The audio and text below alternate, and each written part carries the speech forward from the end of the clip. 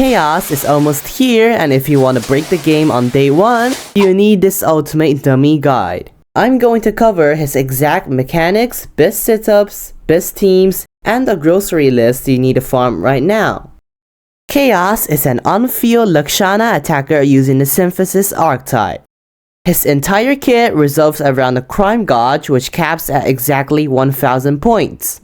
You build his crime by doing 4 basic combos for 300 points, plunges for 50, or critical riposte and skills for 100 points each. Do not hold your basic attack early. If you hold your basic attack under 1000 points, it does a pathetic single hit. But at exactly 1000 points, the gauge turns into a psi shape. Hold basic attack to unleash final verdict for a massive 2-stage settlement nuke. His skill inflicts the Warrant debuff for 15 seconds to a maximum of 2 enemies. Enemies with Warrant takes 20% more damage, but once you unlock his second passive, this permanently jumps to a 30% damage boost. When you cast its ultimate, you apply Warrant to every enemy in range and enter the Dread Echo state for 12 seconds. Not only do your attacks get sick fire effects, but you also regenerate 150 crime per second. That is 1800 crime in total, so you must aggressively spam final verdict during the Dread Echo stage so you don't waste your overcap. For your Esper cycle, you want to trigger Remora or Stain. Chaos has a terrifying passive that drops a massive nuke of damage the exact second these effects end. And this is why the starter character Zero is his absolute best teammate. Zero's skill instantly maxes the cycle meter, allowing you to seamlessly trigger Remora with Chaos. Throw in a burst DPS like Hafer and a support for your 3rd and 4th slot and your team is complete. For his Cartridge, Street Boxer is mandatory. The 4-piece set gives 40% crit rate plus another 40% for 20 seconds when triggering Remora or Stain. Since Zero's skill cooldown is 16 seconds, you can permanently loop this 28% crit rate buff.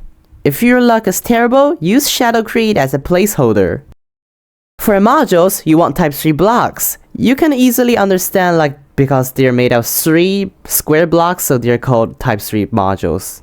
Each type 3 module gives a flat 16% crit damage bonus.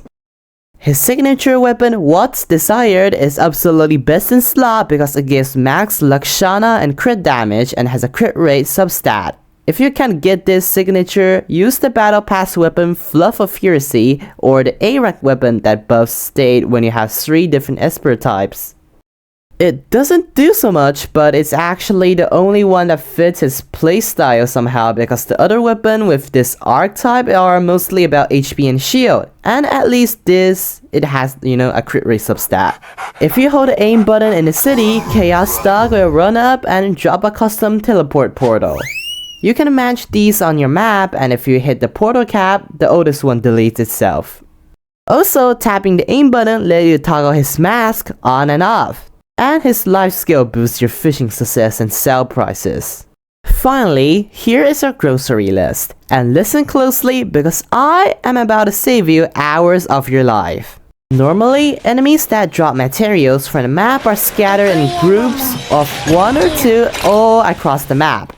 Forget that. You should think you're lucky that the material Chaos need is Delusion type. Head straight to the Serenity Manor.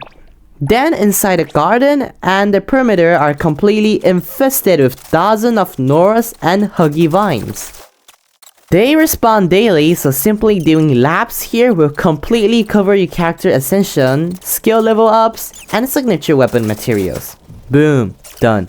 Use your stamina on a whale boss for Tears of the Sea, grab the heartbeat cards for your skills, Cold Desert for his weapon, and do not forget the Eternal Memory weekly boss.